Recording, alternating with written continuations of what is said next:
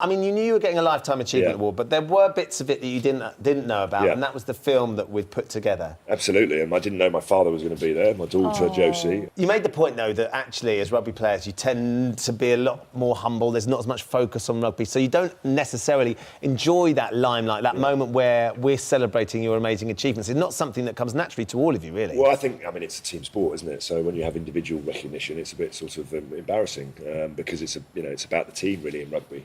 And it's a pretty tough sport as well, but it's been good to me. I've had an amazing run. Definitely not playing any more rugby now, that's for sure. I'm learning to read now, though, which is really exciting. That's a real bonus. Yeah. One of the things that I didn't know, Kate, was that actually Lawrence wanted to be a footballer. It was a footballer that you wanted to be originally, well, wasn't it? We all do, really. And then when we grow too big and we're not good enough, then we have to play rugby. Is that why you played rugby as well? And then if you can't catch, you get put in a boat, don't you? And you row. There were your three options. Yeah. But it's been an extraordinary journey as well. Our Million Minutes campaign, one of the charities that we're working with is dealing with bereavement at this time of year. It's all more important, and the loneliness that can come from that. And it's bereavement as well, and I think your dad touched on it last night, losing your sister, that was a real driving force for your rugby, wasn't it? Yeah, I mean, you don't expect that sort of thing to happen. I was 16, I was sat around the table with Francesca one night, we were chatting, having dinner, she went on the Marsh and Est, never came home. And it sort of, blew my world apart, blew my parents' world apart, and, and I went missing for a couple of years, and then actually rugby was a really good thing for me. That's what I kind of found rugby, and that kind of became a focus and a driver. And it was really good to bring my parents back together as well. There's no doubt that having the support of teammates, looking after you. But I also used it as a real driver, as you say, Ben. When you're going out onto the field, you do that to honour her memory. My late mother as well, who passed away. She was quite a formidable lady too. So. Very special. One of the teams that got Team of the Year was Sands United, which is a team of footballers, dads that have all tragically lost a child.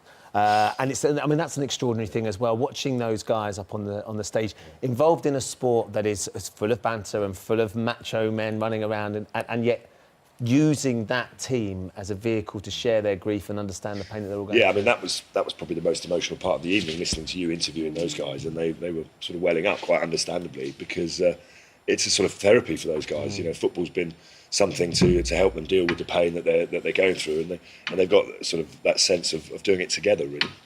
And your foundation as well, though, Lawrence. I think people might not really realise this. Yeah. Just how much money you have raised since you've retired and you set up Rugby Works and 8 Rocks and the Lawrence Dallaglio Foundations. Over £20 million.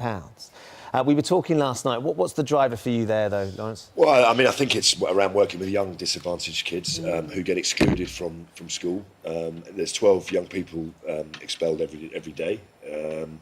65% of the entire prison population have been expelled from school. So once you get expelled from mainstream, society sort of gives up on you a little bit, and I don't think that's fair.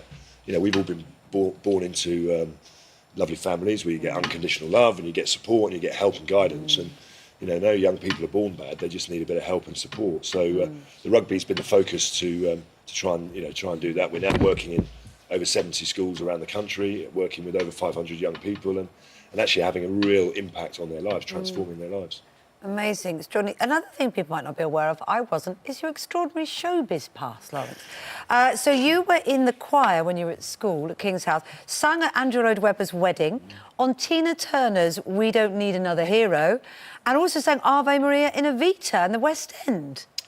I was a singer, yeah. I was a singer. I think I was just good for team spirit and morale. Really. Oh, really? I mean, listen, we had a #1 hit. I mean, obviously, there was 10 of us. We had a #1 hit. Oh, listen, she just reeled that up. on. Did you hear that? I'm sure Tina Turner had something to do with it. No, it's amazing. It's a lovely, and again, that was just part of my journey, really. But I think and I guess when you've performed in the West End, did that weirdly, in a way, later help you to perform in the moment when you're in a huge stadium? Well, if you're running out at the Prince Edward Theatre in Soho, and in front of, Evita was packed every night. It was amazing performances, and I think it gives you the confidence that you can run out of Twickenham in front of 100,000 people, no problem at all. Is So, this something that you might go back to in the Oh, future? no, Could yeah. we see That you would- stepping out on stage? no, I don't think. I think, to be fair, my music teacher said to me, Lawrence, he said, there's a crossroads in sports in one direction and music's in the other, and I can see which direction you're going to go. So, but I did okay. You didn't do too badly, did you? Very well. I just imagine it. We just seen Nick Knowles release his album. He's in the there jungle, you go. Lawrence. I know. Anything? Have you ever been asked to go in the jungle? I might have been once or twice. And you've never said yes yet? Not yet, no, but everyone has a number, don't they? So we'll see. Watch There you this go, space. ITV. Next year. Everyone's got a number.